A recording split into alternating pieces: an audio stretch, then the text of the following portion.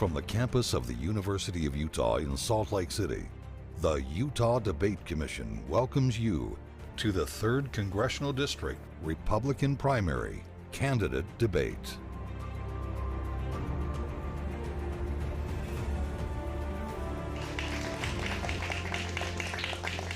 Good evening and welcome to tonight's debate with the Republican primary candidates running for Utah's 3rd Congressional District. I'm Thomas Wright. It's my pleasure to moderate tonight's discussion, sponsored by the Utah Debate Commission, an organization dedicated to educating voters and encouraging the civil exchange of ideas. The candidates tonight are J.R. Bird, John Dougall, Mike Kennedy, Case Lawrence, and Stuart Pay. If you are watching or listening live, you are welcome to send your reactions and questions on social media to the hashtag UTDebates. The format for this debate is as follows. Each candidate will have a predetermined time to respond to the questions, and on occasion there will be a rebuttal time. A random drawing held prior to the debate determined that candidate Dougall will get the initial response to the first question. We'll then alternate turns on the remaining questions throughout the debate. Okay, candidates, let's debate. John, you've been the state auditor and are known as Frugal Dougall, so we're going to start with the national debt. The national debt right now sits at $33.15 trillion and is growing every day. Both parties are to blame. Both parties promise every year that they're going to do something about it. Utah has a balanced budget amendment and leads the nation by example. If you're elected, what are you going to say to the Speaker on your opening day, and what can you do specifically to cut the budget to eliminate deficit spending and eliminate our greatest national security threat, which is the national debt? Well, thank you. It's a pleasure to be with you tonight. Clearly, the national debt is one of the greatest security threats we have facing our nation. It is ballooning out of control, as was mentioned. One of the problems, I think, is most people do not understand numbers. They're afraid of numbers. They do not understand budgets. That includes congressmen and women. They do not understand the dire circumstance we're in. And I will tell the Speaker that my top priority is helping folks understand the problems with the out-of-control spending and how we need to rein that in. Right now, we're overspending by about 30%. And that debt is ballooning. It's going to drive higher taxes, higher inflation, and it's going to push out investment. And that all is going to cripple the economy. Helping folks understand we can't just cut waste and fraud. We have to dive in. Congress has 2 key responsibilities, budgeting and oversight. It's failing at both because they're hard. Budgeting and oversight is what I've done for decades. Thank you. Candidate Kennedy. Growing up in poverty, I recognized early on that if I didn't control money, money would control me. And it's frankly ridiculous to watch our federal legislators put on the credit cards of our grandchildren the debts of the distant future. And I'm deeply invested in making sure that we stop that ridiculous process.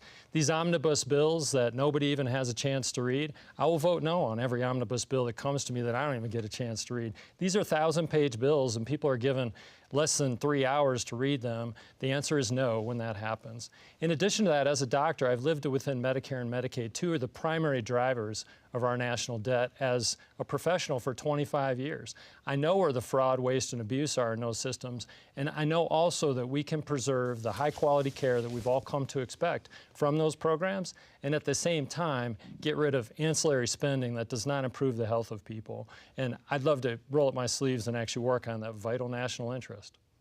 Thank you. Mr. Lawrence, you're next. My background and experience has prepared me uniquely to lead on the issue of the deficit in our budget. I'm a businessman who's built a global company with over 5,000 employees right here in Utah. I understand how our economy works. I know how to create jobs. I know how to balance budgets and make organizations run efficiently. It is important. Our country is at a crossroads. It's important to send serious people back to Washington, D.C. who will lead and stand and fight for the American dream. And that starts first and foremost with our budget. I will push for regular order in the budget process. It has been far too long since we've been operating on that basis. Anyone who's run a company or any organization understands the value of process in doing that. We need to get back to regular order. We need to reform our entitlements. I'm sure we'll get into that later tonight.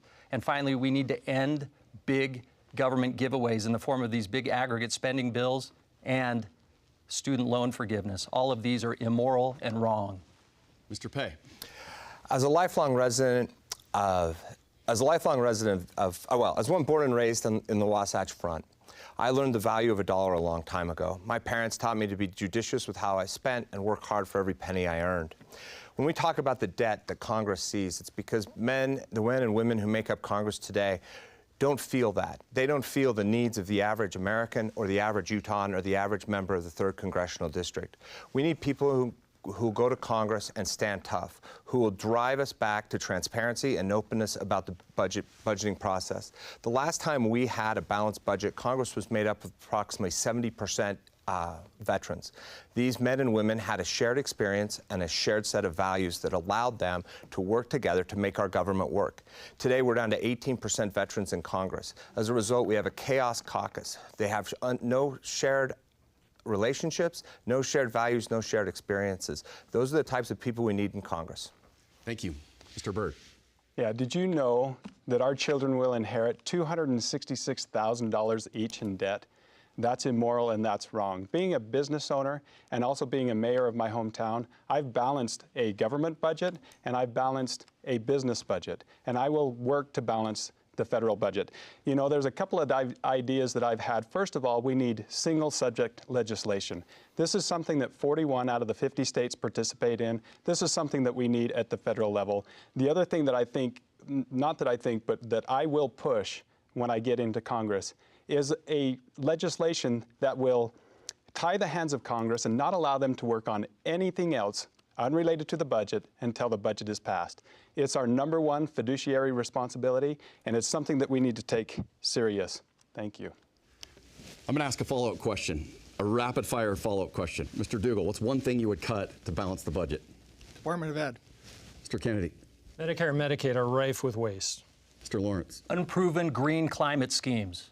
Mr. Pay. I would cut transportation and send it back to the states. Mr. Byrd. In studying the budget, I found that they've added $500 billion, close to that, in mandatory welfare spending, and that's what I would cut. Thank you. Thank you all. The first question, this question goes to Mr. Kennedy. Mr. Kennedy, you're in the field of medicine, you're a family physician, so let's talk about abortion. With the Dobbs case, the U.S. Supreme Court returned the regulation of abortion to the states. However, we have seen recent debate that there should be federal legislation on this issue. Would you support legislation that would allow abortion up to 15 weeks? Why or why not?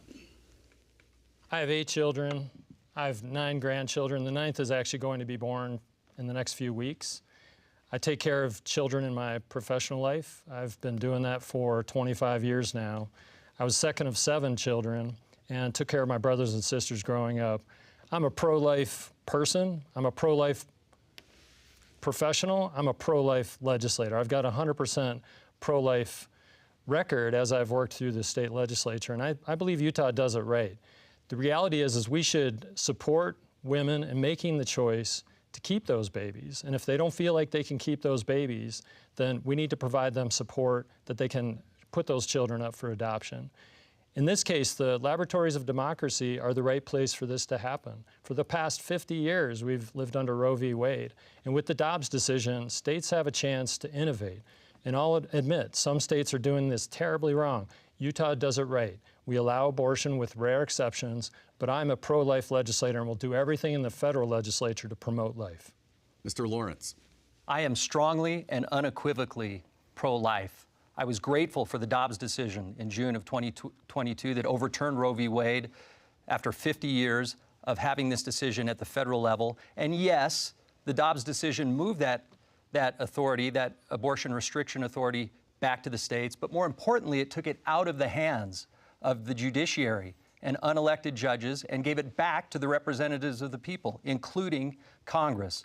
Look, I support letting this play out at the state level for now, but we have to be aware of what's happening in our country, namely California, Illinois, New York, even Oregon. Extreme abortion states are marketing and encouraging abortion tourism throughout our country, recruiting, literally, women and young minors to go to their state for any kind of abortion at any stage of pregnancy. If that continues, we need to strongly consider a federal ban. I think a 15-week ban is supported by most Americans, and I could certainly support that. Thank you. Mr. Pay. Yes, I am strongly pro-life. Like Dr. Kennedy mentioned, I am one who believes that abortion should only be allowed in very rare exceptions. Those exceptions are life of the mother. and in cases of rape and incest. I would note that I do not believe this is something that should ever be given to the federal government, because if we can legislate it away in the federal government one day, the next year the federal government can legislate it back.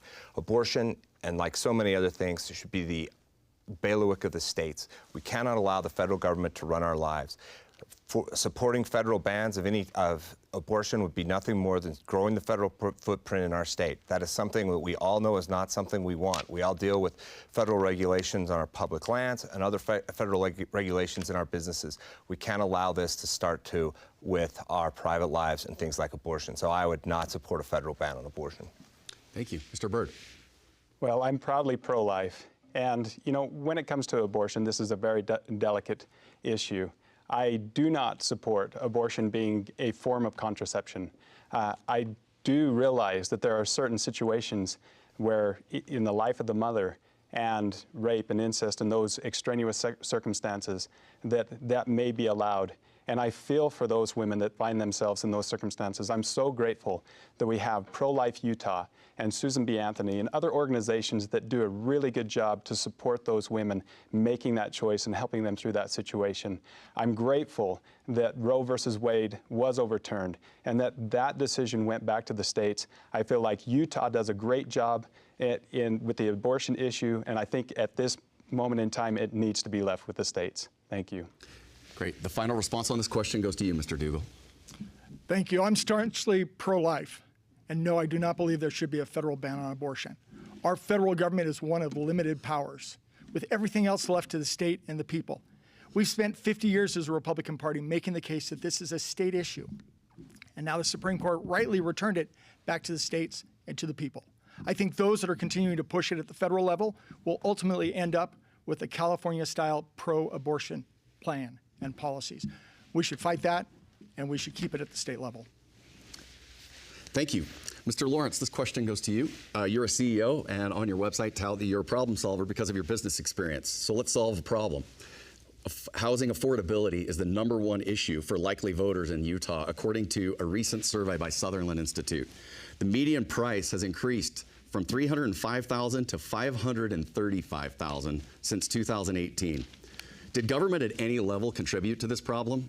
And the second part of that question is, should the U.S. federal government prioritize funding for affordable housing initiatives over infrastructure projects and other things they're funding to solve the affordable housing crisis? The answer is yes. Government did affect and help cause this problem, and I'll explain why. First and foremost is inflation that has been given to us by the Biden administration. Look, when you look at the cost of a house, no single product has been more affected by inflation than a house. Concrete, rebar, drywall, lumber, all of them have seen even double-digit increases in cost over the last 4 years. Nothing has affected the affordability of housing in Utah or in this country in the last few years than inflation. Secondly, because the Biden administration was flat-footed on inflation, all the precursors, all the warnings, all the signs were there, but instead of acting, they told us it was transitory and kicked the can down the road. The result was the worst inflation in 50 years and rapid escalation of interest rates. Nothing has afforded the ongoing affordability of housing and the financing of housing more than high interest rates. Those two issues, if we could move interest rates back down and predictable and move back inflation, nothing would affect housing more. Mr. Pay. Yes, so in Utah we have a unique housing problem, especially along the Wasatch Front. We're literally running out of land.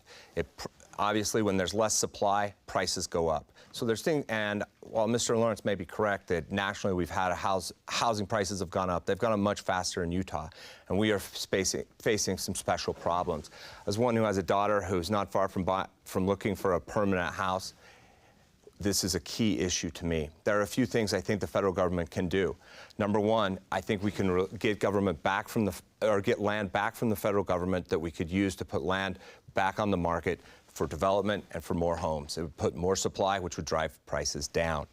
Secondly, you asked the question, should the federal government put more money into affordable housing? I think if we go down that path, we're going to go down the same path we've seen with student loans, where the government gives money away, this puts more money into the market, which just drives prices up, and again, it expands the federal government. That's not something we should be doing. Same question, Mr. Byrd. yes, the government has negatively impacted inflation with home prices, and no, it is not the answer to this, and not the solution to this problem. You know, we talk about, I'm in the energy business, I'm also in the supply business, and this is a supply issue, and Case Lawrence did allude to this, and that is that, you know, you look at lumber. I went to San Juan County. They used to have a lumber, you know, economy down there that has been regulated to where they've had to shut down. And this is part of the problem, where we over-regulate industry and it causes shortages, and then those shortages cause high prices. And it's from the lumber and the wire and the shingles and everything that goes into it, labor that goes into building a home, that is really driving up those costs. We need to get government out of the way. We need to deregulate a lot of those industries, and we need to let the free market and the economy do its thing. Mr. Dougall. Yes, the federal government drove part of this problem, and no, we shouldn't have the federal government injecting itself more in this. First of all, we have easy money drove the housing crash. Inflation is driving up costs and also driving up mortgage interest rates, which makes it more unaffordable to own a home. We've got a broken immigration system, which is impairing labor supply. Construction workers are hard to find. And there are opportunities for folks that want to live and pursue the American dream in a legal immigration system that would help. And trade wars with various countries are also driving up the cost of housing. But no, injecting more money into the market is not going to solve the problem. In fact, it's going to make the problem even worse. It's going to drive up the costs, and it's going to expand the federal government, which already can't afford the programs that it's spending on. Final answer, Mr. Kennedy. Ronald Reagan is famously quoted as saying, "The most scary words anybody that needs help can hear, I'm from the government and I'm here to help." And I entirely agree with that. In fact, if we have the federal government involved, it's only going to make things worse. How do we know that? Part of the reason why we have a problem in the housing market is the fact that we have out-of-control spending that's driving inflation, costing us all more as we buy any product, including houses.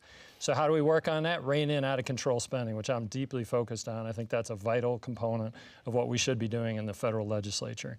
In addition to that, we have onerous tariffs on the fundamental materials associated with building, including lumber. And we need to reduce those tariffs so that people can actually buy homes. And we, on the state level, this is where most of these problems can and should be solved. As a state senator, we have been working, myself and others have been working on this problem, and we've done that with a first-time home buyer loan program that allows people to have an opportunity to buy a house. Finally, Senator Mike Lee is sponsoring the Houses Act, which actually could buy contiguous federal lands and allow houses to be built on them. I'm entirely supportive of that legislation.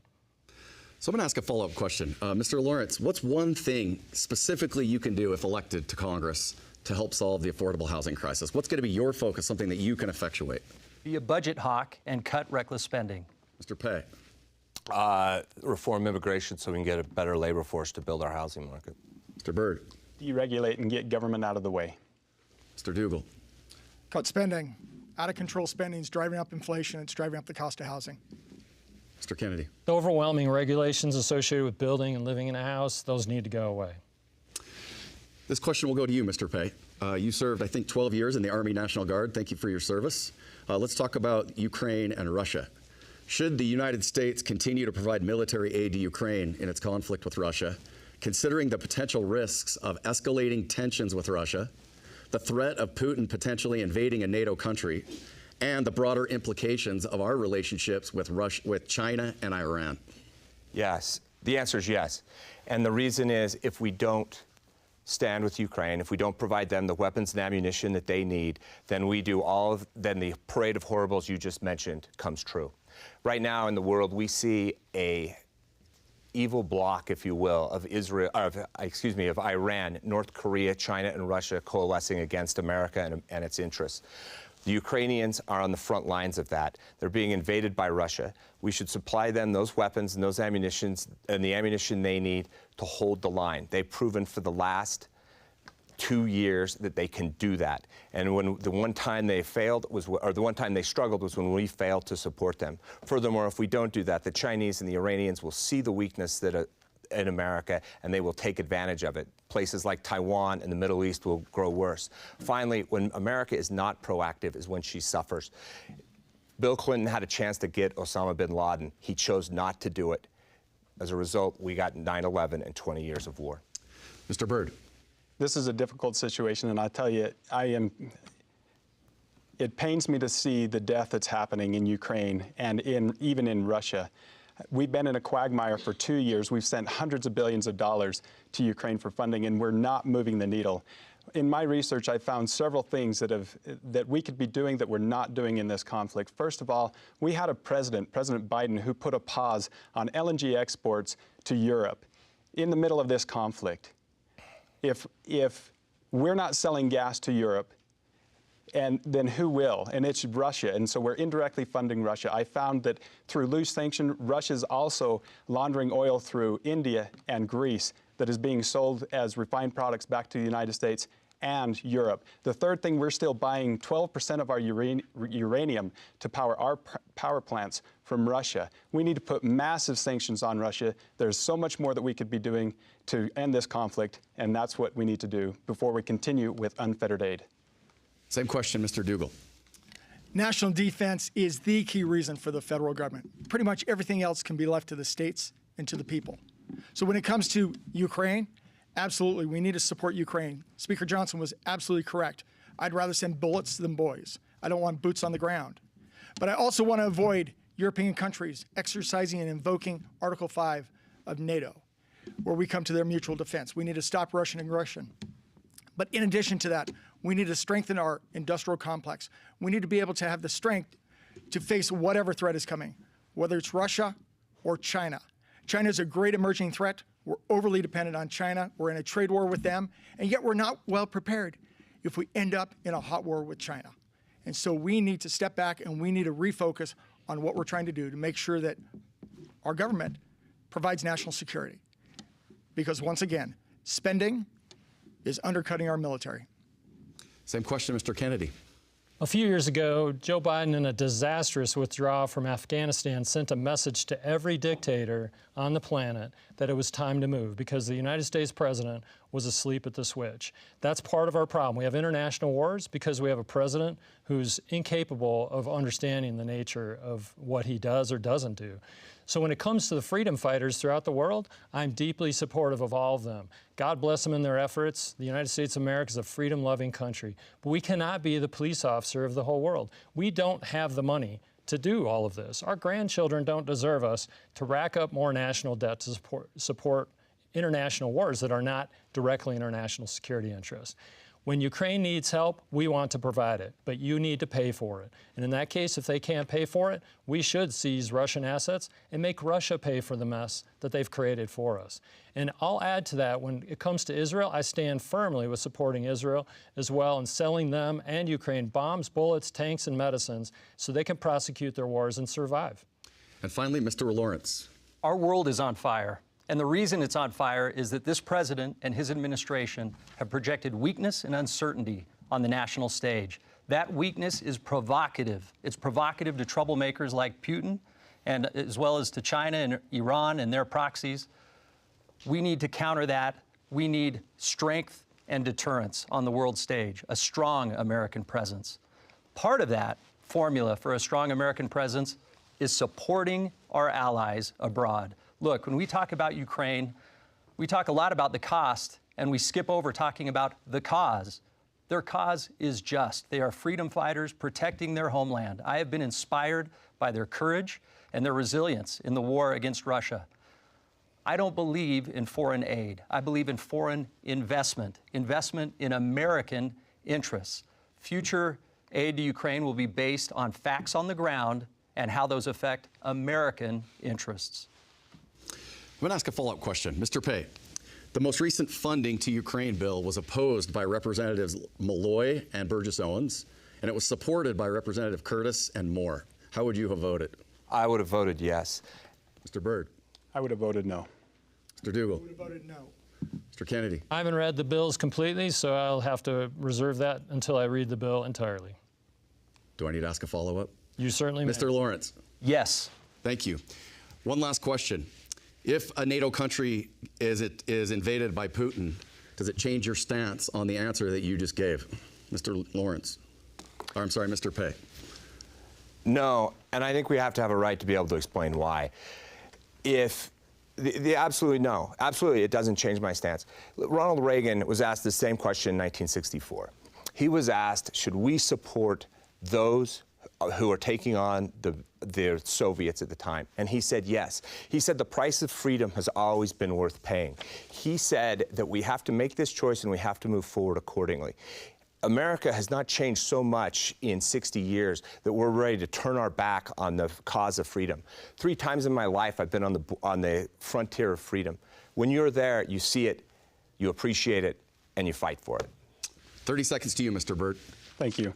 I would say it depends on the circumstances, but NATO, they are our allies, and we need to support our allies. My answer would most likely be different. I would say yes.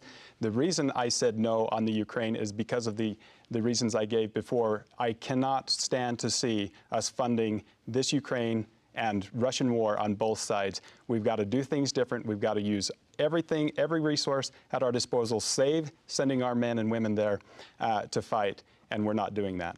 Same time, Mr. Dougall, 30 seconds. No, it doesn't change my answer. In fact, I mentioned NATO's Article 5 in my original comments. It's critical. The key purpose of the federal government is national defense. Whatever that takes to defend our nation, that's what our federal government should be doing. And it should be prioritizing its spending accordingly, and it should be getting taxes lower, and should be deregulating to make sure we have a strong industrial base, to make sure we can face whatever threat is facing our nation. Thank you, Mr. Kennedy. I'm a big fan of Teddy Roosevelt's statement, speak softly and carry a big stick. When it comes to the United States of America, we should have strength and project that strength throughout the world. That would deter many of these conflicts that we have.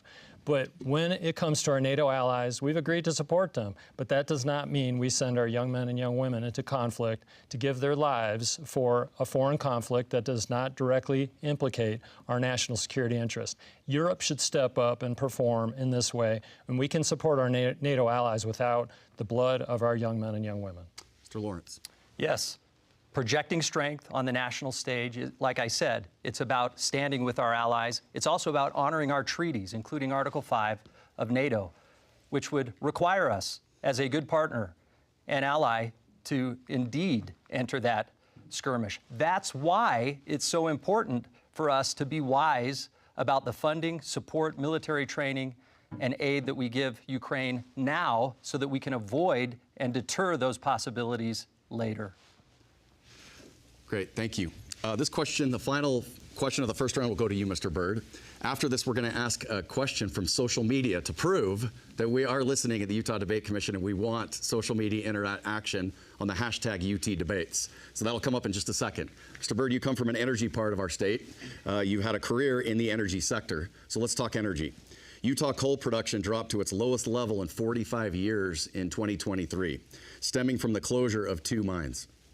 With solar-only production, 12% of Utah's overall electricity, how will we generate energy in Utah?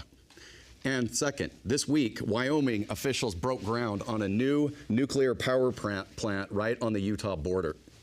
Would you support a nuclear power plant in Utah? And if so, are you comfortable storing the waste here? I'll answer the second question first.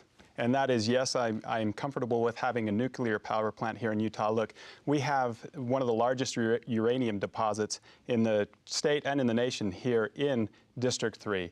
And we need to utilize that. We have mines, we have the ability to be self-sustaining and provide power. Again, I mentioned before, we're buying most of our uranium 90+% from other countries, 12% from Russia. We need to change that and start supporting our own economies. As far as coal mining and coal burning power plants, they have come so far to clean up the particulates going into the air, NOx and SOx and all of these things. They're doing a really good job. We need to support that industry. That is our base load power.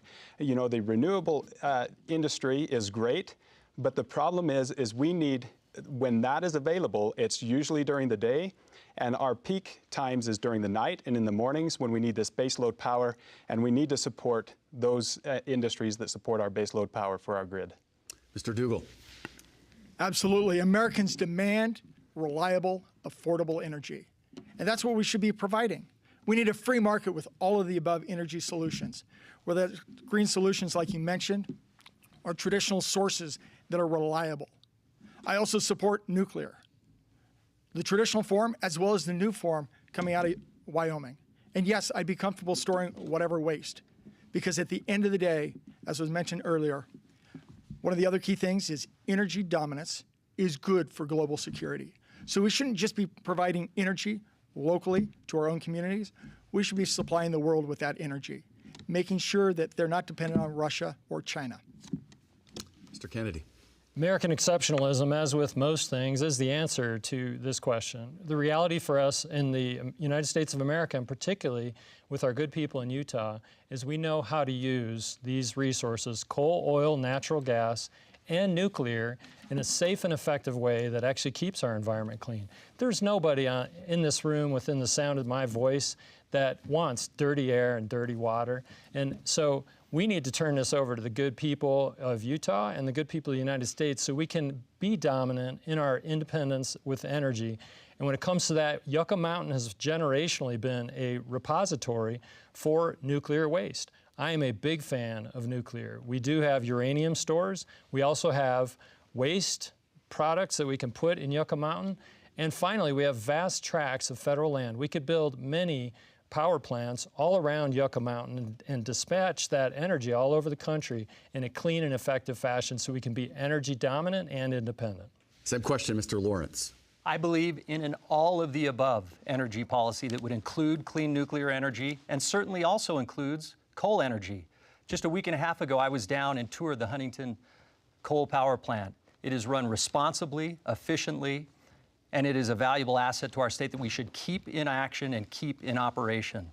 Look, the 3rd District of Utah is a microcosm of our country, and there is no greater correlation between a booming American economy than a booming energy sector. We need to unleash our energy sector.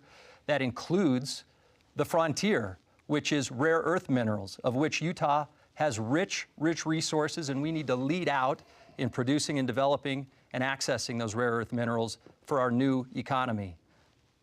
The other thing I have to mention, I trust and believe in American innovation and American entrepreneurs to continue to add to this discussion with innovation and technologies that are going to increase our energy independence. Mr. Pay. Yes, as a lifelong resident of the 3rd Congressional District, I remember when an Intermountain Power Plant was open. It was a big deal. It brought jobs to Utah, it brought jobs to Delta, Utah, and it brought mining jobs to Carbon County and Emery County. It was a great moment for this state. Today, California and other states continue to push back against coal energy. Utah should continue to develop those assets as well as every other type of energy we have. Speaking of Intermountain Power, right now they are installing a hydrogen-based generator down there that uses incredible technology that is clean, inexpensive, and very powerful. Nuclear energy is something that I believe we should have and need to have. Not only does it provide, not only if we build a nuclear plant in this district would it be near Denver, the Wasatch Front, and Las Vegas, but it would also provide jobs in southeastern Utah where they mine and mill uranium. Thank you, Mr. Pay. I'm going to ask a quick follow-up question, and then as promised, Britton Grosbeck has added a question on Facebook that we're going to get to. But let me ask a follow-up on energy. Some members of Utah's congressional delegation have joined the Conservative Climate Caucus. If you're elected, will you join that caucus, Mr. Byrd? And I've mentioned this before, the Conservative Climate Caucus, just because it has climate in the name does not mean that we're pandering to the climate religion or climate extremist. This is a platform that we can utilize to tell the truth about energy. I want to create a comprehensive energy plan with my experience in energy, and I want to build collaboration around that. We have an energy plan for the state. My good friend Dusty Monks is part of the governor's office of energy, and I want to make sure that that is heard on a national level and that that is a good platform to be able to have that discussion. 30 seconds, Mr. Dougall. Absolutely. We shouldn't leave this topic to the Democrats to control. I think with our free market approaches, we have a much better way to address not only environmental concerns, but having better energy policy for Americans. But in addition, I will partner with anybody when it comes to balancing the budget, reining in reckless spending, and bringing accountability to the federal government. Mr. Kennedy. As a state senator, I've learned over many years that if you're not at the table, you will be on the menu. And the reality behind this is that the climate change caucus process has been running amok, pushing us into energy dependence rather than energy independence. And I believe Representative Curtis has done a good job bringing us into an opportunity to actually be at the table instead of on the menu. And so I've already agreed to be part of the Conservative Climate Caucus, and we need to unleash energy dominance and also work on clean air and water, which we can do in Utah and in the United States of America. Same question, Mr. Lawrence. Yes, Republicans should be leading on this issue, and I'm grateful for the leadership of John Curtis and others who have earned and established a seat at the table in this discussion. Look, we have to get into this discussion because if we allow extreme climate theory to continue unbridled, it has the potential to absolutely ruin our fiscal house. Extreme environmentalists would spend every last dollar in our treasury if they are allowed to. We have to stop that. We need a voice at the table. We need to counter them because none of these proposals, none of these policies are proven to have any impact. We need to hold the line. Mr. Pay. Yes, I would join. It's the classic example of what I've touted throughout this campaign of being civil, pragmatic, and a bipartisan approach to solving problems and moving to the future. This is a way to defend our energy industry here in Utah. It's a way to energy dominance throughout the world. We have to understand how this game works. We have to be ready to play in it. Congressman Curtis's leadership on this issue has been unmatched and is certainly an example I would follow. Thank you all. Mr. Dougall, here's the social media question. It comes to you. All candidates want to adjust the federal budget. If elected, how would you address the Pentagon's failed consecutive audits? That comes from Britton Grosbeck. Thank you, Britton, for your question. Thank you for your interest in audits. It's outrageous that the Department of Defense has been unable to pass an audit since they were required to do this in the 90s. What this requires is holding folks' feet to the fire. It is difficult to pass an audit, especially when you're as large as the Department of Defense. But what that means is you've got to hold them accountable and you've got to push them harder to make sure they're bringing accountability to where the dollars go and they're accounting for how that money is being spent. And you break down the Department of Defense agency by agency, entity by entity, but you've got to hold their feet to the fire because for too long, Congress has allowed them to skate without passing that audit. They didn't even have to try and do the audit, and then when they started doing it, they've been failing. So the key thing is budgeting and oversight, and you've got to provide that oversight to the Department of Defense. You can't just wash your hands and say, we like defense, let them do whatever. You've got to hold their feet to the fire. Mr. Kennedy. I have 8 children. I know what shenanigans look like, and I know how to deal with those. We've been dealing with that in our family for many years. When it comes to the reality behind responsible budgeting and fulfilling the obligation that the Pentagon, in this case, has to the American public, is if they're going to misbehave, there will be a punishment. What is that punishment? Where did they fail on their audits? So anytime I have a student, or in this case my children, that are not behaving properly and they want ice cream for dinner every night, the answer is no. And if you're not going to comply, then we're going to find a way to punish you. And in this case, if the Pentagon can't comply with the requirements of Congress, then they're going to start to see their funding and their monetary allocations decline over and over again. We're going to do investigations. We're going to publish this in the media. We're going to show the American taxpayers what is happening with these people and how irresponsible they are with this. And once that public shaming, once the financial punishment drops into these people's laps, at some point they're going to start to comply. And I'm the kind of person that knows how to work that process. I've been doing it for many years. Mr. Lawrence. Look, faith in institutions of government by the American people is at an all-time low, and it should be. As representatives, we need to hold our government institutions accountable in order to increase that faith. We've already mentioned today, we have tough decisions to make in our country about military spending, about defending our country and projecting strength on the world stage. It's impossible to sell the American people on tough choices when our own Defense Department can't pass basic audits. That's shameful and it's embarrassing. I've run organizations. I know how to keep people accountable. I will insist on it as your representative. Mr. Pay. So, I don't think anybody up here has ever dealt with a soldier before. The men and women that work in the Pentagon, they're not really worried about how much they make. They're not really, probably not as worried about those audits as they should be. The reality is they took an oath to uphold and defend the Constitution of the United States, and they've signed a check that says that if push comes to shove, they'll put their lives on the line and die for this country. If you want the Department of Defense to comply with audits, you're going to have to lead from Congress. You're going to have to show that you trust them, and you're going to have to give definitive goals about how they're supposed to spend their money and why they should spend their money. And then you call the generals and the admirals in and you ask the tough questions. We live in a dangerous world. If we're really going to start punishing the Department of Defense at this moment and start cutting their funding when there are threats in Eastern Europe, there are threats in the Middle East, there are threats in Asia, it shows a view of America that is inconsistent with the Republican Party that I've been a member of my entire life. Finally, Mr. Byrd. Yeah, one of the things that I've seen as I've traveled throughout the district is the mistrust that people have in the federal government and in government in general. How we solve that, we start first with transparency. Transparency leads to accountability. Transparency and accountability lead to rebuild trust. Audits show transparency. You know, as the mayor of Roosevelt, we have an audit every single year. We have to account for where the taxpayers' money is being spent and how it's spent, so that there is an accounting from the government to the taxpayer of where their money is going. That needs to absolutely happen at the federal level, and it needs to be completely transparent. In my personal opinion, I can't believe that we don't do this on the federal level, that we haven't passed an audit in our defense spending or the Pentagon or any other branch of government. This absolutely has to happen. This is our responsibility as representatives to the people, and we need to make it happen. Let's move on to a student question. A student at SUU has a question about rural and urban Utah. And this will go to you, Mr. Kennedy. Hello, my name is Tyden. I'm a political science student at Southern Utah University. And here's my question. The most pressing issues in urban Utah tend to be different than those of rural Utah.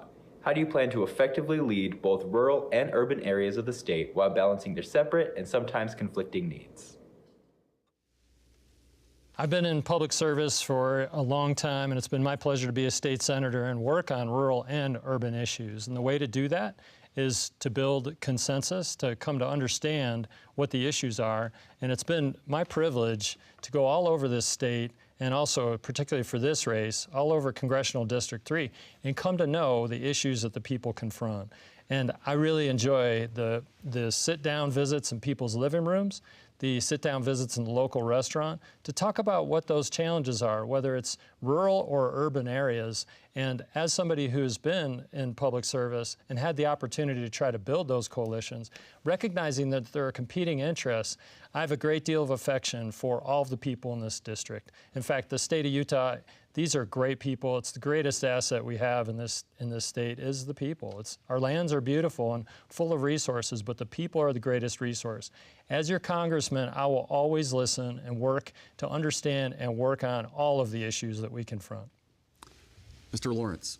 Yes, I mentioned earlier that the 3rd District of Utah is a microcosm of our country, and that is true in every respect. Look, as I've traveled this district, I visited all of the counties in this district, and I can tell you that the big issues, the important issues, actually cross both rural and urban. They're economic issues. They have economic issues, jobs, building our economy. You look at rural Utah, especially in the 3rd District, some of the most sophisticated economic issues are in rural Utah, including our oil and gas industry in the Uinta Basin, our energy and coal industry in Carbon and Emery counties. And those issues are sophisticated, they're difficult, but they have to do with driving the economy and creating jobs. That's the same thing people on the Wasatch Front are interested in. So I think when you boil it down, the most important issues are very similar. We can agree and come together to work on those issues. I understand the economy. I know that's the most important thing to focus on in this role, is building the economy in Utah and in our country, and that's what I will focus on. Mr. Pay. Yes, as a resident of the 3rd Congressional District and one who's lived here his whole life and played baseball and traveled throughout this district his entire life, I know that the needs in the rural part of this district are different. NEPA and FLIPMA and the way we can use our federal lands impact the people who live their lives every day, whether it's from this ridiculous conservation rule that was recently passed down, whether it's the way that federal agencies regulate land and ignore our local resource plans. These are issues that we need to, that whoever wins this seat, and hopefully it's me, has to have the courage to reform those things so that projects in rural Utah that lead to more energy, more infrastructure, can move through the approval process without unnecessary litigation, and we can get better jobs out there, and we can help that part of the state grow like the Wasatch Front has grown for the last 40 years. Same question, Mr. Byrd. Yeah, I think my colleagues here have done a really good job in setting this up for me. I am the only rural candidate in this race, and as such, these complex and diverse issues are exactly that. And we need somebody. We have an opportunity for the first time in almost 100 years to have somebody from rural Utah represent rural Utah at the federal level in Washington, dealing with public lands and energy and water and tribal issues and those types of things that I know, that I understand, that I have a strength and a forte in. But look, I'm the type of person, I've been the most involved mayor, is what I've been told in Roosevelt. I'll be the most involved congressman in this district. You know, it's interesting to see the issues that we face on the Wasatch Front in comparison to rural Utah really tie. We have congestion and housing problems here. We do not have economic problems in the Wasatch Front, but it's just the opposite in rural Utah, and we really need to start looking at those issues and tying those together, and I'm willing to do that and excited to do that as your next congressman. Mr. Dougall. Once again, this comes back to the critical issue. Our federal government has blown well past what it was supposed to be. It was supposed to be one of limited powers, and yet it seems to invade every aspect of our life. When you get down to it, fundamentally, what the federal government should be doing is shared along urban and rural Utah. National defense is clearly a shared issue. But when you step back and you think about all the regulations that come into play, whether it's locking up public lands, these are issues that, unfortunately, lots of folks along the Wasatch Front, but especially across urban America, they do not understand. And that's one of the key things that I have to do as a congressman, is to help my colleagues understand how the impacts in rural Utah to public lands impacts their constituents. So then they want to help us unlock those lands. I have to help them understand why NEPA, environmental regulations, have been weaponized against infrastructure development that is so critical, both in urban and rural Utah. Thank you, Mr. Dougall. Final question, we're going to do a rapid fire, and then we'll head toward our closing statements. Should members of Congress be required to publicly state the names of companies they have investments in? Mr. Lawrence, yes or no? Certainly. Members of Congress, I've mentioned earlier that faith in our institutions is at an all-time low. It should be the least we can do as congresspeople to require transparency about finances, both our own investments, our own stock trading, but also those who contribute and donate to our campaigns. That's a small sacrifice to pay in order to encourage and further enhance people's trust in Congress, which is at an all-time low. Mr. Pay, 10 seconds, yes or no? Yes, transparency is key. If you want people to believe in you, they have to know who you are, where you live, where you grew up, who you want to be. Mr. Byrd. Absolutely. I've said this earlier on, transparency leads to accountability. Accountability and transparency lead to trust. We need to gain the trust of the American people. We're an open book, we're in a fishbowl, we're putting ourselves in this position, absolutely. Mr. Dougall. Absolutely. Our institutions are crumbling. Americans are losing trust. They need to know what companies you've invested in, and really we need to restrict that investment. Mr. Kennedy. Absolutely. Transparency, I'm entirely supportive of that. My life has been very transparent. There's no skeletons in this closet. As a doctor, I've got one in my office. It's a plastic one, it's not a real one, but I have nothing to hide, and I'd fully support this concept of full transparency financial transactions. We've now reached the end of the debate. A random drawing held earlier determined that the first closing statement go to candidate Stuart Pay. And now, Mr. Pay, your closing statement. As a lifelong resident of the 3rd Congressional District, some of you know me from our days at Springville High, and some of you crossed paths with me while I was the county party chair in Utah County. Others of you know me as the coach of your son's baseball team, while others of you know me as the man who represented your business in the courts of this state. Finally, there's a group of you out there that I had the privilege to serve with in the Utah Army National Guard for 12 years. And there's a lucky bunch that have my wife as a teacher at a high school in our district. Now, you see, as one of my candidates who you'll hear from last, a Californian who doesn't even live in the district. I'm much different than that because I was born and raised here in the state of Utah. And as a result of that, I have deep connections not only to this district, but to many of you watching. And as Governor Cox said, while I wouldn't go as far as Governor Cox went last night in building a wall to keep Californians out, I wouldn't send one to Washington, D.C. to represent you. The 3rd Congressional District is the best district in the state. We deserve to have one of our own represent us. That's why Senator Romney and Congressman Stewart have endorsed me and why I ask for your vote. Thank you. Mr. Byrd. Yes, thank you. And thank you, Thomas, for hosting this and also the Debate Commission. Again, I was born and raised also in the Uinta Basin. I've been married for 23 years to my beautiful wife who is here tonight in the audience. We have 4 children, 1 grandchild that was born about a month ago. And, you know, I'm doing this for him, and I'm doing this for my family, and I'm doing this for you and your family. I grew up in the Reagan era, when America was the shining city on the hill, when Americans could be proud to be Americans. We had freedoms and opportunities and hope, and I want to restore that hope. I want to make sure that we have transparency, accountability, and restore the trust in the federal government. I want to make sure that people understand, coming from rural Utah, I have a in-depth understanding of public lands, of the issues that we face at the federal level that affect our district. I'm ready to serve you, happy to serve you. I'm J.R. Byrd, and I ask for your vote. Mr. Dougall.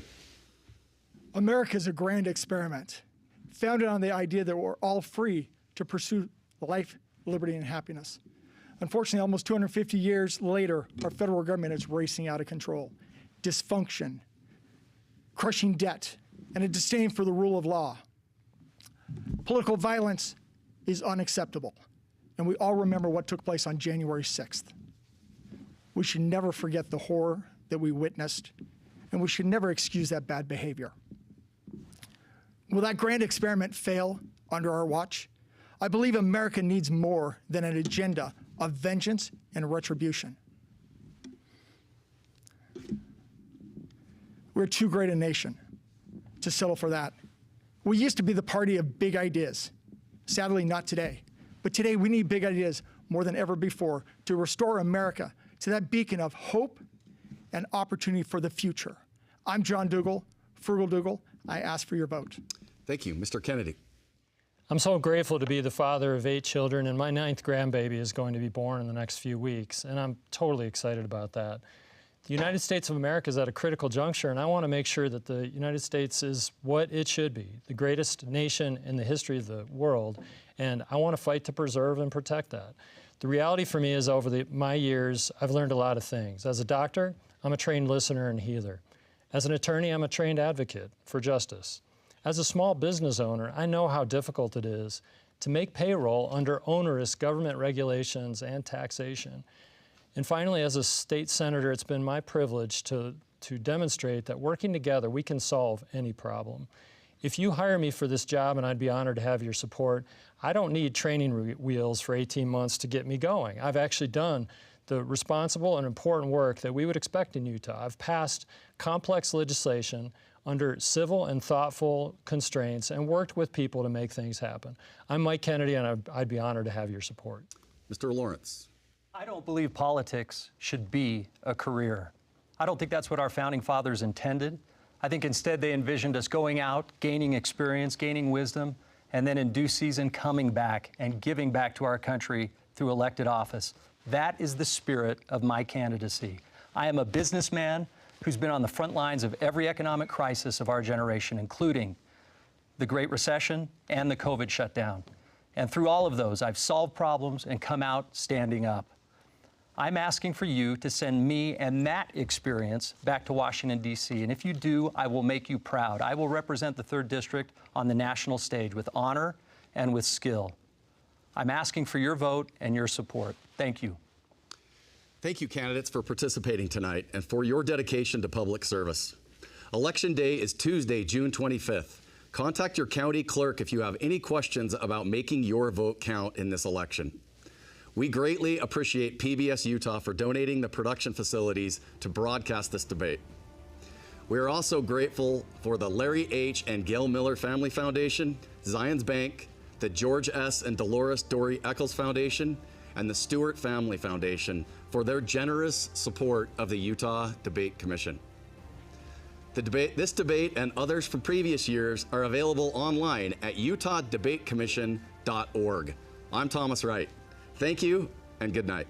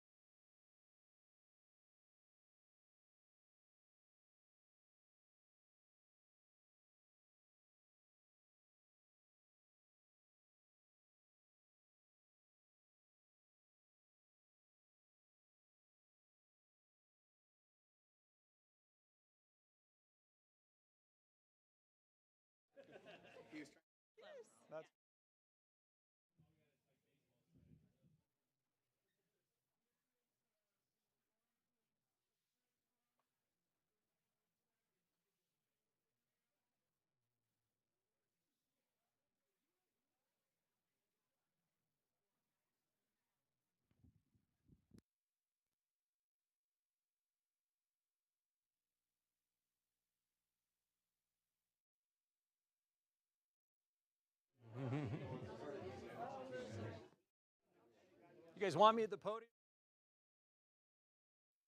Okay. Yeah.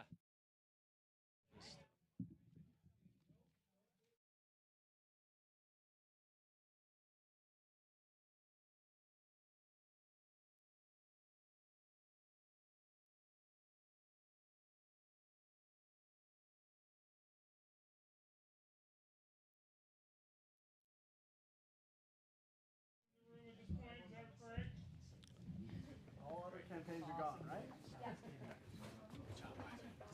Right. That's the thing. I did.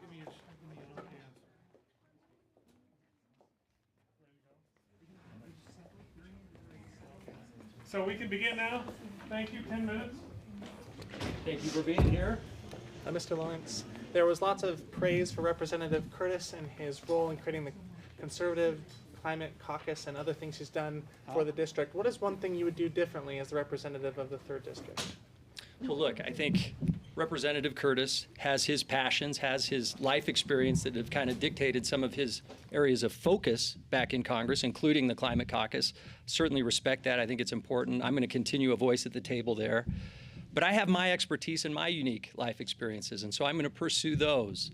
I have unique experiences as an entrepreneur, as a businessman, and I plan on leveraging that and utilizing that in the committees I sit on, in the issues that I focus on back in Congress. So those are going to be different. But I respect Representative Curtis. I think after being in this campaign, I respected him before. I respect him even more now.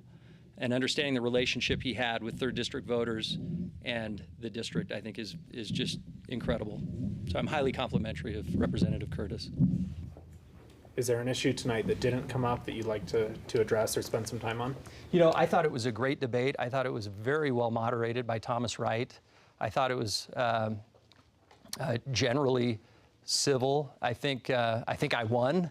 I think I got a little bit of the front runner treatment that we saw, but no, I thought we covered the major issues very well, and I thought that was a credit to Thomas and the debate commission for putting those, that panel of questions together. Thank you. Mr. Pay took a shot at you right at the end, saying that you're the only candidate who does not live in the district. You live in the fourth district, yes? Let me clarify that. I have lived in the 3rd District for over a decade, Right. in the same house. You are now in the fourth. It has been gerrymandered. I've been carved out. But look, to me, this is an issue about impact and leadership. I have built a $1 billion business in the 3rd District. I have taught at BYU and taught thousands of students and entrepreneurs in the 3rd District. I've shown more leadership, affinity, and impact in the 3rd District than anyone in this race. And so I thought those were superficial, silly types of accusations. And I also should say he was taking broader shots at the other candidates who are not from Utah. And, look, I didn't control where I grew up, where my dad worked. What I did control is where I chose to raise my family and where I chose to start my business, and that's in Utah. My Utah roots go back 6 generations. My great-grandfather, great-great-great-grandfather was the first person to step inside this valley, Erastus Snow, with Brigham Young's company. So my Utah roots are deep. More importantly, we shouldn't be dividing and classifying Utahns by where they're from. That doesn't reflect modern Utah, doesn't reflect the voters of the 3rd District. I think it's superficial. With 5 candidates in this race, it is more likely than not that someone is going to win with a plurality, and that could even be less than 30% of the vote. How do you claim a mandate for governing with the voters if you win and 70%, 60% of GOP primary voters did not vote for you? Look, this process isn't perfect, but it's the process we have. I think everyone has engaged it in good faith. I think we have an excellent crew of candidates. I have great respect for every candidate who is up here tonight, and I trust all of them that whoever wins the plurality of votes, there's going to be a coalescence behind that candidate from all the candidates up here. I'm confident in that, and I think you'll see unanimity and support throughout the Republican Party for whoever the candidate is who gets a plurality of votes. I'm not worried about that. The 3rd Congressional District has some areas that were really impacted by radiation from nuclear weapons testing. The House failed to extend RECA, which would give compensation for downwinders. Do you think Congress should expand RECA, keep it the same? What's your stance? I think they should extend it, but not expand it. I think RECA is a important program. Look, we need to hold, we talked several times tonight, we need to hold our federal government accountable. And that means when they harm people, there should be compensation for the people that it harms. We shouldn't be afraid to go there. And in the case of RECA, I think that's a perfect example. People shouldn't be getting rich off RECA. It shouldn't be a lottery ticket, but we should certainly be covering reasonable compensation and damages for people who've been harmed. Absolutely. Energy was a major theme of the debate, and you've emphasized the importance of innovation and entrepreneurialism. Yeah. What is your exciting future for energy, or what's your exciting vision for the future of energy in the 3rd District as far as nuclear, geothermal? What would you be pushing for in Congress? Thank you. I think first and foremost, Utah has great potential to lead out in innovation and production of rare earth minerals. We have those resources here, and I think Utah entrepreneurs are in the best position to lead on that nationally. I look forward to being part of seeing that new industry form, and I'm going to be a part of that. I also think nuclear energy was mentioned. I think we can lead in that regard on the energy side, nuclear energy here in Utah, and I look forward to being a leader on that front as well. So those are 2 areas we can lead in the 3rd District. A lot of district is public land. You know, Representative Curtis has railed against that in the past. Yeah. What's your stance on, I mean, for instance, Bears Ears and just ways to Look, 67% of our state is already owned and controlled by the federal government. And we can't have that increase. It's just, the ratio is out of balance, especially for Utah specifically. It's out of balance. Look, it's one thing if Congress is going to act to designate or move land to federal control. It's a whole different thing when it's done by executive fiat, like the Antiquities Act that was never meant to operate that way. So we need to avoid more land going to the federal government. Look, this is a basic federalism issue to me. Utahns have lived on this land and been stewards of this land for generations. They are the best people to be stewards of these resources going forward. It's always better when the people who are local, who are closest, have greater control and authority than those who are far away in offices in Washington, D.C. So public lands is a big issue. I support the West Act that's been put forward. I think the public lands rule that the Biden administration has put forward has great danger to Utah, and we need to push against that. So I support the West Act and the efforts of our delegation to do that recently. Touching on the people again. Yeah. Utah and this district in specific, excuse me, we're really focused on family and community. Yeah. And politics has kind of turned into a team sport. Yeah. And kind of driven a big wedge. What do you see as what you could do, or what in general you could do as politicians to bring us closer together and make Utah what it's always been? Yeah, great question. And let me just say, I think our race has been a harbinger of hope in that regard. All of us have gotten along well. It's been very civil and a very positive campaign throughout the whole time. And I'm proud to be part of that, proud of these other candidates I'm standing shoulder to shoulder with because of that. So I think we can be an example to our district and to Utah that we can compete, that we can disagree, but that we can do it civilly, that we can do it in a constructive way that's good for Utah. Yeah, great question. There was a question about abortion tonight. Yeah. On a similar note, would you support protections for IVF and birth control on the federal level?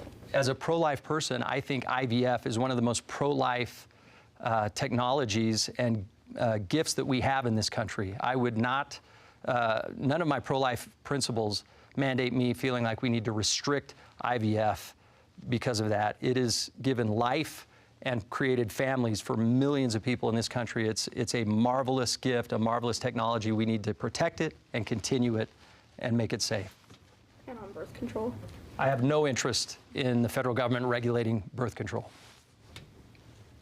But would you vote to protect access to it? Because there is Certainly. a push to overturn Griswold v. Certainly. Connecticut. Yeah, I can't speak to the legal case on it, but I'm not interested at all in voting to anything that would restrict birth control.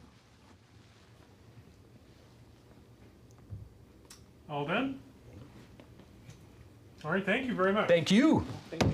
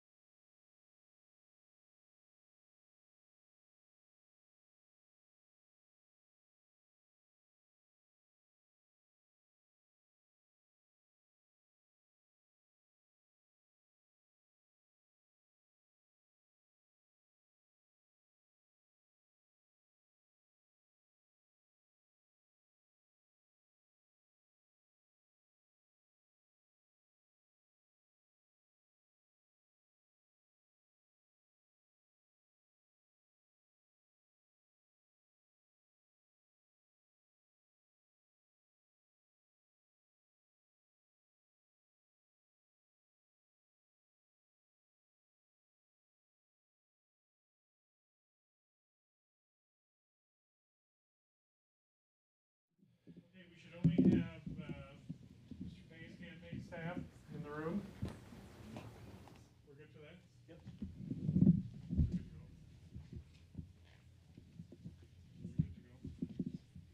All right, anytime. How did you feel about the debate? I thought it was a good time. I'll be honest, I enjoy this type of opportunity to share ideas, to tell people who I am, about what's important. I thought it was great we got to talk about the war in Ukraine. I thought it was great we got to talk about my living here, my growing up here.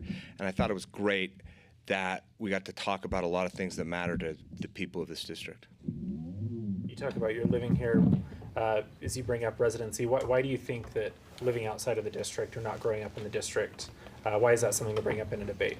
Well, first and foremost, I'm a resident of this district. I think it's important that a resident represents us. If you can't vote in an election, then why should you be able to be elected? It makes no sense to me. It's the experience of growing up here. It's, when I grew up here, what is now the 3rd Congressional District was a struggling economy. It was based upon a steel mill and a mine on the west side of Salt Lake County. Today, it's one of the most thriving economies in the country. It's a place where people come from all over the world to go to school. It's a place where people come to vacation and build lives.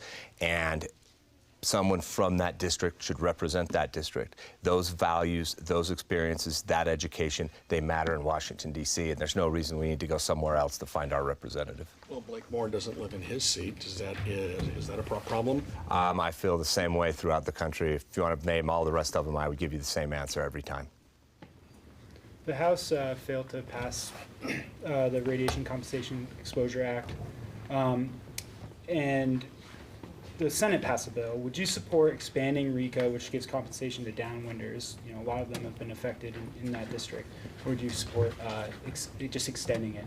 Yes, I would. That's a very personal issue. Speaking of growing up here, my grandfather was a downwinder. He had cancer from a couple different things. So yeah, that's a big deal. That's something that the United States government didn't do right, and we should take care of those people. We should take care of those people who are suffering as a result. So would you support expanding it or extending it? Because there were two extending it. There are 5 candidates in this race. It's more likely than not that someone wins with a plurality. That could be less than 30%. How do you claim a mandate for governing if you were to win in that scenario when 70 or 60% of the Republican primary voters voted for someone else? Well, I think you go back and you do your job, and you take the next 2 years to prove to them, to prove to the rest of the district that they're worthy of your vote. And while yeah, there may be a plurality in the primary, it won't be in the general. So I think you just go back and you do your best job. Energy was a major theme of the debate. It has also been a central focus of John Curtis's 7.5 years in Congress. How big of an emphasis or priority would it be for you, energy policy and energy policy that would benefit the 3rd Congressional District? Yeah, so it would be one of my 2 biggest priorities. My number 1 priority, based upon my background as a veteran, would be military and international affairs. I think I've got some unique skills there. One of the things that didn't come out in the debate as well, that I didn't get out in the debate as well, is I've represented a lot of energy companies in this state doing business here. I have an understanding of how it works and what's going on. It'd be my number 2 deal, like I mentioned. My number 2 focus, like I mentioned, I've had legal work related to our coal mines. I've had legal work related to this new generator out at IPP. Expanding our energy would be my number 2 focus. If I could ask one follow-up. Sure. What is your vision for energy dominance, like was mentioned in the debate, for the 3rd Congressional District in terms of innovations in nuclear or geothermal? What do you envision for the district? I would say yes to all of those, because I think we're in a unique place, right?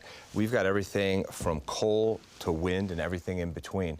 And right now, you've got a lot of creative, smart people inventing new ways to harness energy. We should encourage that. We should invite that to our district. It brings great jobs. It brings energy dominance and independence for our district and for our state, which I think is vital.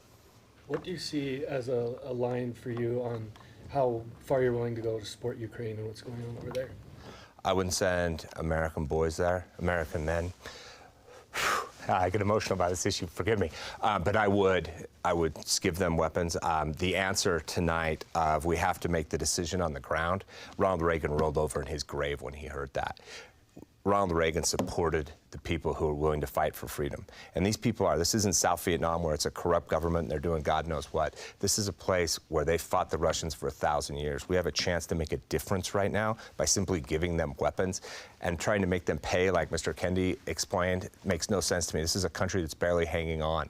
I would give them the weapons until they lose, until the Russians make it to Lviv. And I think if we don't do that, we are inviting a problem in Poland, and we're inviting a problem in Taiwan. And so I think this is a place where America has to draw a line in the sand and has to stand strong. Talk about invoking Article 5. Donald Trump and his allies have suggested that they would not honor the NATO treaty if Article 5 were invoked by an invasion of one of the European countries.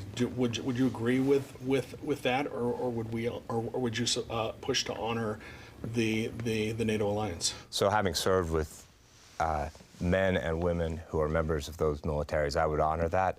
I think that NATO has done a great thing. Right, it's kept the Russians out, the Germans down, the Americans in for 60, 70 years now. I would continue to support that. We've made those promises. The one thing we learned during World War II is the longer we wait, the harder it is. We commemorated the, I don't want to say celebrate, we commemorated the landings of Normandy 80 years ago last week. The longer we wait, the harder it is. I think we support if it is Poland, I think we support the Poles at that moment. This idea that we're not going to be there after all this time, after they've depended upon us, I just think that's un-American. I think, like I say, I think it goes against the ideals of Reagan, Truman, Kennedy, Nixon, Eisenhower, Patton, you name somebody, I think goes against it. Would you support giving aid to Israel, too? Yeah, I would. The Middle East is a place I've actually fought. It's a rough neighborhood. It's tough. The Israelis are there on their own. I think we saw how important having a great military is, a well-equipped, well-trained, with that hostage rescue they pulled off last week. I'll bet there's 3 countries in the world that could have pulled that off, maybe 4. The United States needs to remain one of them. So yeah, supporting Israel, I think, is important. So if we support Israel and Ukraine and anything that comes up with Taiwan, are you worried about us getting stretched too thin, or you think we could do it like Nikki Haley said and walk and chew gum at the same time? We can handle all of it. So how do I say this? The behavior of the people who work at the Pentagon was brought up tonight in our debate, which I thought some of the answers were frightening, to be perfectly honest. But those people can do it, and the American people can. I mean, we fought the Germans and the Japanese at the same time. We can certainly do whatever we need to do today. Is there anything that didn't come up in the debate tonight? Any issues or things that you wanted to talk about? No, I think I got to talk about just about everything I wanted. The one thing I would say, though, the one thing I would talk about, I guess there's one thing. We've talked a lot about civility, pragmatism, and bipartisanship in our campaign. And I think that's very important. And I think it's important to work that way and to be tough and honest. And I think if you have those 5 things, you can be a great congressman. And I believe I have those. And I believe I've exhibited them through the debate tonight and throughout this campaign. And I believe that's why I have the endorsements of Senator Romney and Congressman Stewart. Other questions? All right, thank you very much. Thank you. Hey, thanks, everybody. Appreciate it. Thank you again.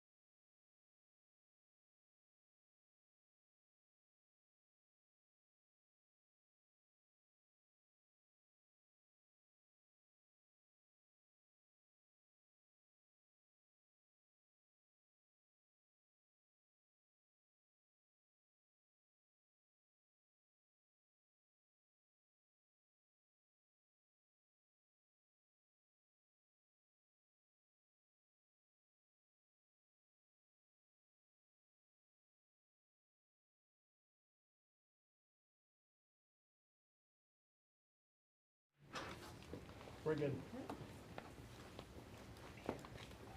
So where do I look? Good to go?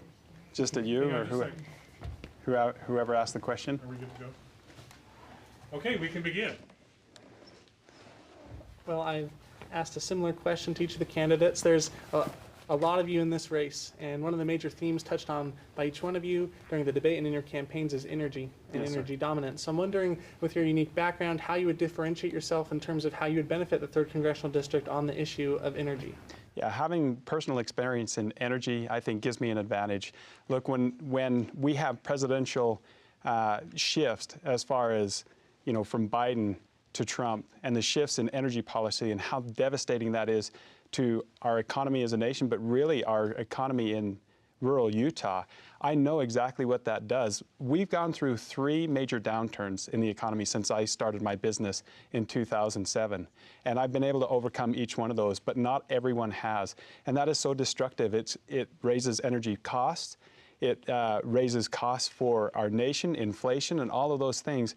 Those are things that are boots on the ground understanding that we need to have at the DC level when we're thinking about energy policy and an all-inclusive energy policy and the energy leaders and who we need to talk to and bring to the table to create this policy that will stabilize our economy and bring affordability and reliability to our people. I have those connections, I have that experience, and nobody else has that. I'm hit the ground running in Washington, D.C. on this issue. Is there a major way in which you would depart from John Curtis's approach to energy in your representation of the district? I think John Curtis has done a good job. I like the Conservative Climate Caucus. I'm grateful for that platform to be able to talk about energy in a positive way, and I think that's where I'll differentiate somewhat, is talking about the human benefits of energy and the benefits to humankind, the technological advances, the medical advances, all of these things that energy has done for humanity. We only talk about a lot of times the negative impacts of energy, and we need to be talking about the positive impacts. If we were to implement the strategies you're discussing and talking about, how quickly do you think we could return to energy independence? We could rebound almost immediately. And we saw that under the Trump administration, and we saw how let me give you an illustration. In 2015, I lost 80% of my business overnight. That's how quickly this can happen. And this is how devastating it can be to our economy. Nobody understands that in this race but me. As you know, a lot of rural Utah and 3rd Congressional District was impacted by radiation from nuclear weapons testing, but not all the state is covered by the RECA. The House failed to extend it last week. Would you support extending RECA or expanding it? There are two bills. I would not support expanding RECA, but I would support extending RECA. Look, these people have been affected by this negative impact, and they need to be taken care of, and so I would support extending RECA. Tonight you said you would not have voted in favor of the $61 billion aid package that Congress passed for Ukraine. Explain why. Yeah, the explanation is, there's a lack in my mind of transparency and accountability for those funds. But the other issue that I see comes down to what we're doing on the back end. What are we doing to really end this conflict decisively and quickly? And we're allowing Russia to be funded on the backside by withholding natural gas from our European allies and European countries. We're also, Russia is laundering oil through Greece and India. We're buying the refined products. They're being funded on the backside that way. We are purchasing 12% of our uranium from Russia. There is so much more we can do to starve Russia out that we're not doing. We need an all-inclusive approach on this, sending our military and our men and women there. The aid package wasn't men and women. It was for munitions and humanitarian aid. Correct. And if we're funding the war on the backside, if we're allowing Russia to be funded on the backside, that's counteracting the aid that we're giving to Ukraine. And so we have to do both. If we're going to do one, we have to do both. It's immoral in my mind to continue to send funding to Ukraine when we're allowing Russia to be funding. And who's taken the brunt of this? Those people that are dying on the front lines. Are there any issues that didn't come up tonight, or any issues that you wanted to expand on that you don't have time to talk more about? There was an issue that came up, but we didn't have a lot of time in it, and it was about housing affordability, and it talked about whether or not government should be involved in that. And there were some things said tonight that I think were off-putting, and I think they were not quite transparent and honest, and that is SB 174, which was passed at our state legislature, gave incentives to private developers. $300 million was allocated for that just the other week. And the other thing that this bill did is took the decision-making out of the elected officials' hands and gave it to hired people, like bureaucracy. This is exactly opposite of what should be happening. We didn't get to talk about immigration. When we talk about housing affordability, we have one of the fastest growing economies in Utah. That's going to cause some of that.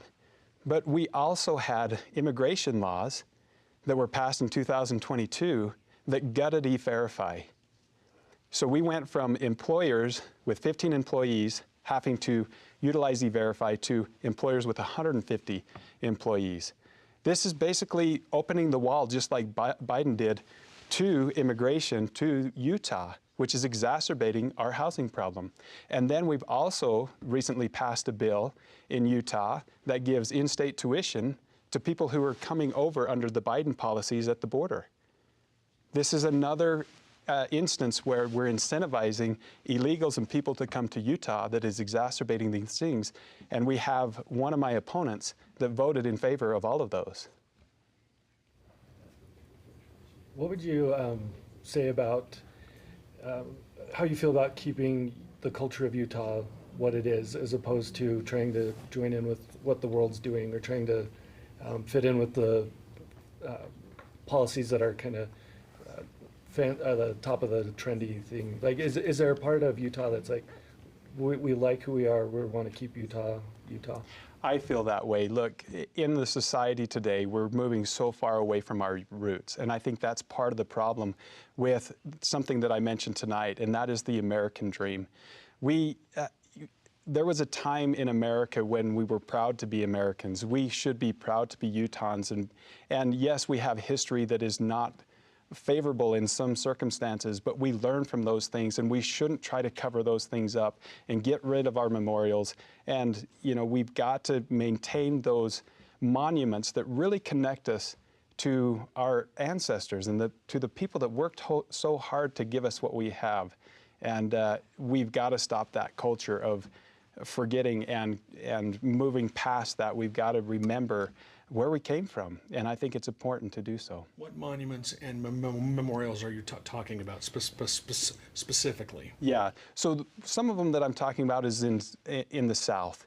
In Utah, we changed the name of the college from Dixie to Southern Utah University, I believe. Those types of things I think are unnecessary. And the flag, whether you like the new flag, don't like the new flag, to me the old flag was something that tied us to our heritage. It's something that I could remember and think of the hard work of my ancestors and what they did to for Utah. I'm not against the new flag. I just think those are some of the things that indirectly are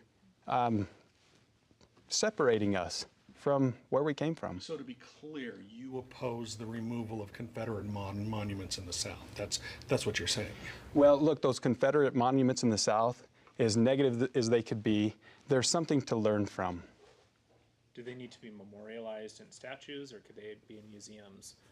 I think they could be in museums and things like that, and the truth told about those things, but we have to maintain our history. One thing that I would like to mention too, and if I may, can I? Sure. Just one of the things I learned recently that I find very interesting in politics is we were at it was the Republican Women event just this last week. We got to cook a meal, and this meal was graded on taste and flavor and presentation and all of these things. I don't know if any of you were able to be there to that, but it taught me an important lesson.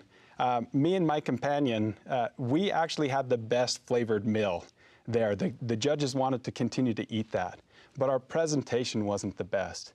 And I find that fascinating, and I think that applies to politics. People want a well-presented person in politics, But really what I'm looking for is substance. I want somebody that's actually going to do something. And I may be from rural Utah. I may not be the most polished politician, but I'm telling you right now, I will do what I say I'm going to do, and I have substance. Thank you. Our time. Thank you. Thank you.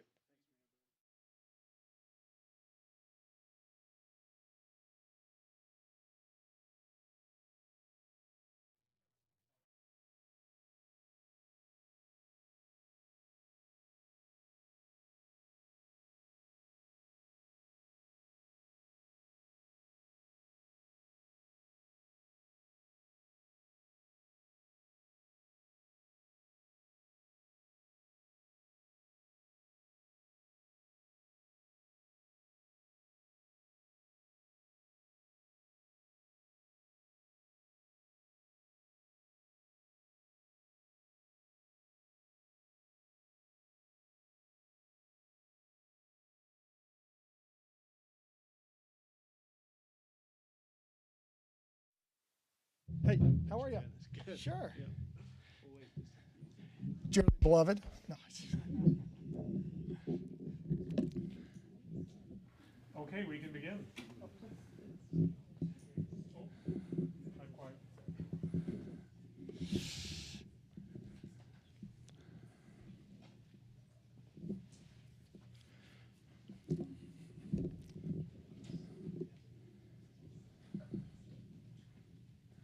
This doesn't look a bit like rugby.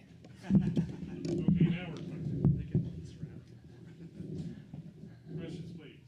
You've railed against what you call MAGA antics. Uh-huh. What are some specific ways in Congress that you would push back against some things you take issue with in your party? And I guess what are those things that you take issue with? Yeah, one of the first things is I think the most important responsibility of the federal government is national defense. Pretty much everything else can be left to the states and the people. Fundamentally, we also have to get into the budget. Spending is out of control, and the federal government needs to rein that in. But too often, folks in D.C. are more interested about performance. They want to shut down and they want to get attention on social media and not actually fix the critical issues that are bankrupting our country. And I get that that gets more attention than the nuts and bolts of financial matters. But at the end of the day, as we talked about throughout the debate, out of control spending is driving inflation, which is driving up the cost of pretty much everything in society. It's driving up the cost of housing, as we talked about during the debate, and issue after issue after issue comes back to out of control spending. And that's what I would focus on. Nobody has more experience than I do rooting out waste, fraud, and abuse, fighting to get government off people's backs and out of their wallets, both as a legislator as well as state auditor. You get some of the other issues is the social issues. I know we get social warriors, and they want to go to the federal level. I don't think that's what Utahns need. I think they want somebody who focuses on the bread and butter issues that are critical to everyday Americans. You talk about the MAGA antics. You know, Donald Trump is the presumptive nominee again. I wonder if you just talk about what that means for your party. I think it's a problem for our party. This is an individual who I called seditious on January 6th for what took place, the attack on the Capitol, as he sat on his hands and tweeted that his vice president was cowardly, as he tried to further his own clinging to power and overturning that election. That was reprehensible. As I mentioned, the Republican Party used to be the party of big ideas. Sadly, not anymore. It's become the party of vengeance and retribution, and that is a problem. America is a grand experiment, and it's up to us. We're at a critical point. It's up to us to determine what is the future. Is that grand experiment going to be successful? And that's why I talk about Reagan. I talk about his hope, his optimism for America. How do we get back to that? That's where we need to go. Now, going back to one of the other questions, too often I hear about the opposition is the enemy. And there will be times that we disagree, and that's all right. But our founders created a government with checks and balances to limit power. Okay, we should celebrate that friction. Opposition is not the enemy. Opposition is part of the process. And that's why it's so critical to get back there, to work with folks in my own party and work with folks across the aisle to solve the critical issues. Not to be a bomb thrower, not to posture for attention, but roll up my sleeves and actually work on the critical issues. We didn't talk about immigration, but there's so many other issues that we could talk about that I think we need to roll up our sleeves and work on. Do you think your strong stance against former President Trump has helped or harmed your campaign? I don't really think about what it does to my campaign. The simple fact is I called him seditious on January 6th. I swore an oath to uphold the Constitution, just as he did. Okay? I look at what he did. The attack took place on the Capitol. Police officers were attacked. The constitutional process of counting the votes was disrupted. While he sat on his hands and watched, and then tweeted that his vice president was cowardly. Okay? All to further his own election, as he called senators and representatives to try and get them to stall the vote counting process to keep him in office. That's seditious. I called it that on January 6th, 3.5 years ago. And I still consider it today. So frugality isn't necessarily a sexy topic or things people like to talk about. What did you say? Personally, I'm not talking about you personally. No worries. You're a very handsome man. But do you feel like with the national debt the way it is and the way things are going, we're finally at a point where we could make some progress on financial issues and getting the budget under control? I certainly hope so. At almost $35 trillion in debt and another couple trillion in debt every single year, we've got another 80 to 150 trillion in the wings just waiting of unfunded liabilities. I hope we're willing to get serious about that debt and out of control spending. I mean, they once said, somebody was asked, well, how did you go bankrupt? Slowly at first, and then suddenly. And I'm afraid that we've been facing this for so long, we don't actually understand the numbers. We don't understand the dire circumstance that has. If you sit there and look, if we don't get spending under control, it will keep driving up inflation, which is going to increase the cost of providing for our families and running our businesses. It's going to push tax hikes, which is going to make it harder for everyday Americans and businesses. But it's also going to crowd out investment. All of that is going to weaken the economy. And when we sit here and look and say, not only do we need to cut spending, we need to grow the economy to get out of this hole, that is the wrong direction we're going. We need to stop spending money that we don't have. You've articulated a clear focus on spending issues, on frugality, saying that the federal government doesn't have much of a role outside of national defense. So do you see a major role for yourself in energy policy like John Curtis has played, or how would your vision for energy policy in the 3rd District diverge from the one he has had? Well, I think one of the key things on energy policy is, first of all, I talked about energy dominance. It's good for global security, which then goes into the cost of national defense. When our partners are dependent on Russia and China for energy, that poses a problem to us. That strengthens them and makes it more costly for us to provide national defense. But one of the other key things is when we're supplying the world, that's good for the economy. It's good for jobs in Utah. It's good for businesses in Utah. And so that all helps. And that's why I'm one of those all of the above energy guys. If we're going to supply uranium, if we're going to supply LNG, if we're going to supply coal, oil, if we're going to leverage geothermal, wind, solar, all of the above, I'm for it.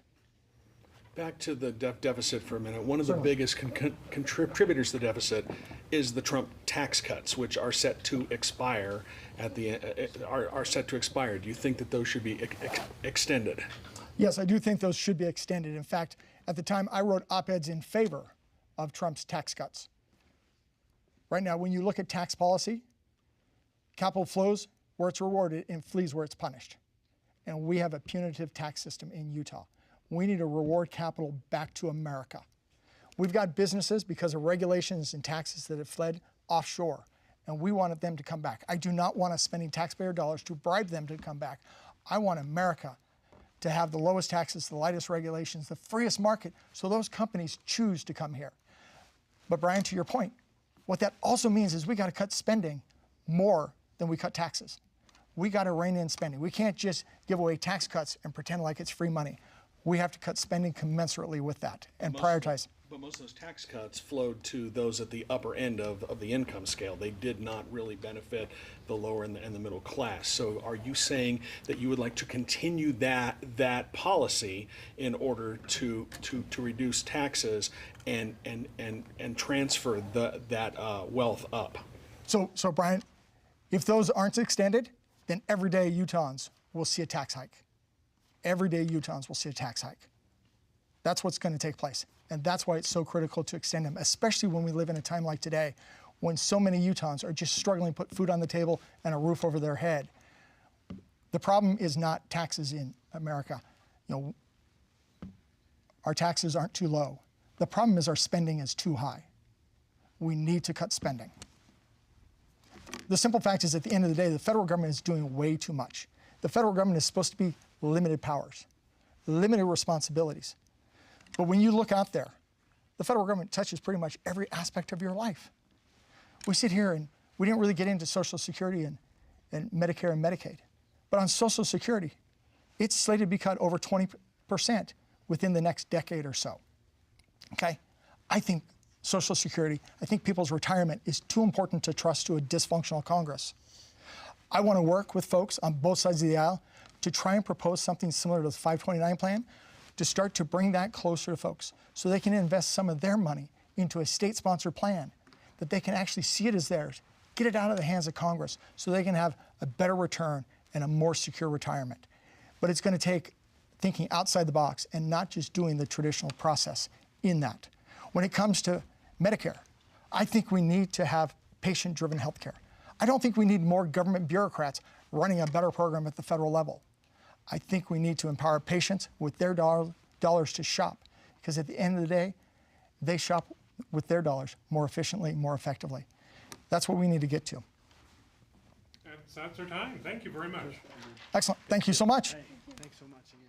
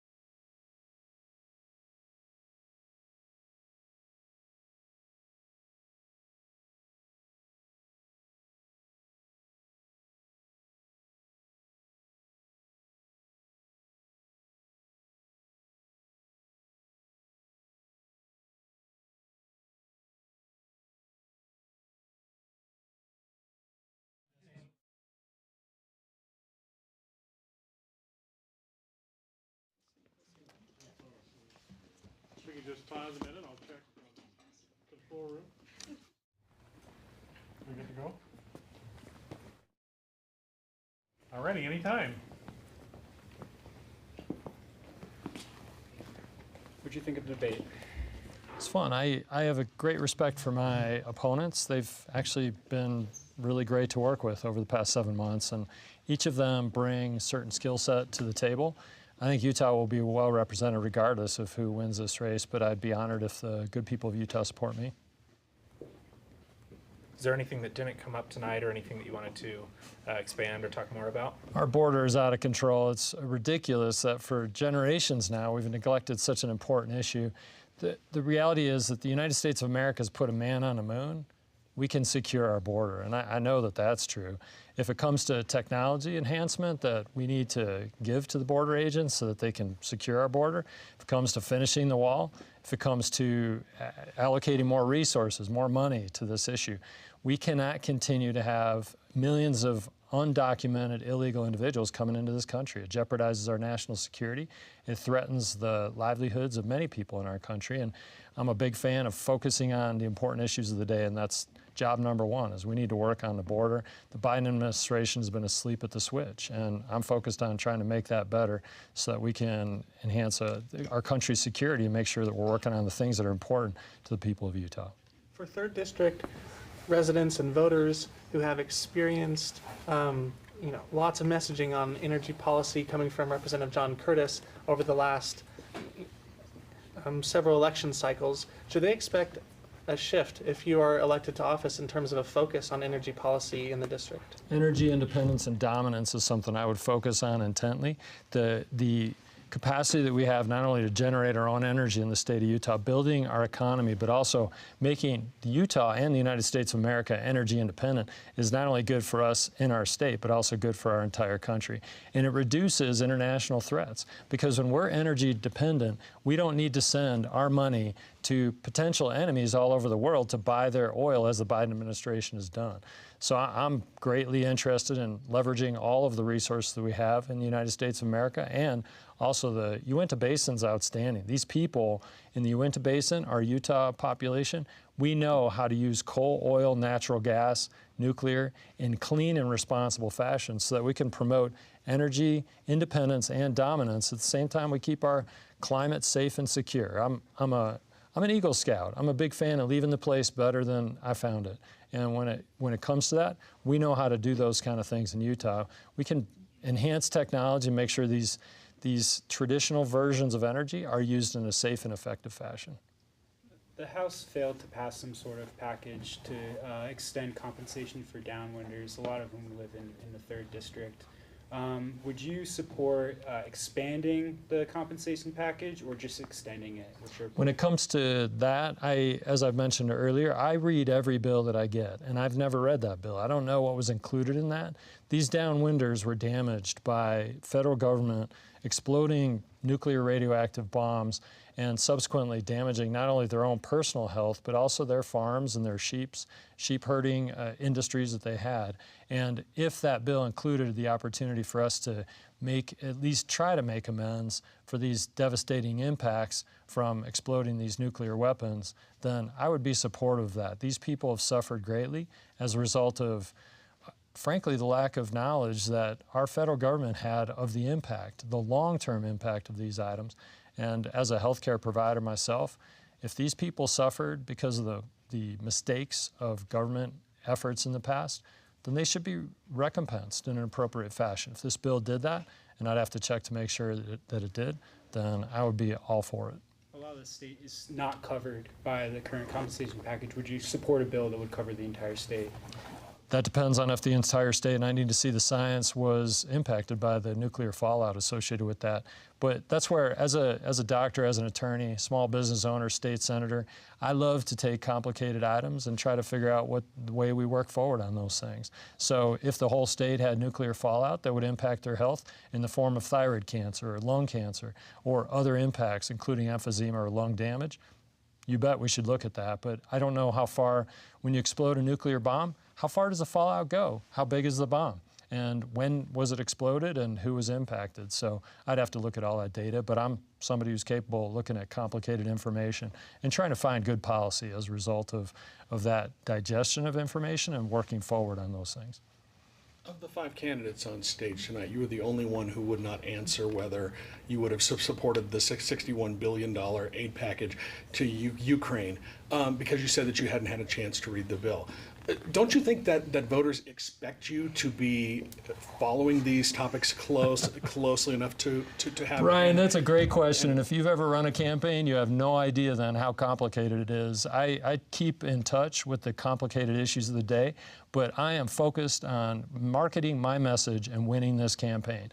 And reading 1,000-page bills that are in John Curtis's hand as a congressional representative, in our federal senators' hands, I trust them, as I voted for them, to do the job that they should do and make those decisions. I am not in those positions at this point, and frankly, if you think that I should be in those positions, you've never run a campaign, which is a monumental task, and we're focused on winning this campaign, not reading federal legislation that others who are highly capable of digesting and making good decisions on, that I trust as somebody who's voted for these individuals. I trust them to vet those bills, but as your federal legislator, you can bet after I win this race, which I'd be honored to have the vote of the people of Utah to win this race, I will read every piece of legislation and make sure for the people of Utah we are doing the right things.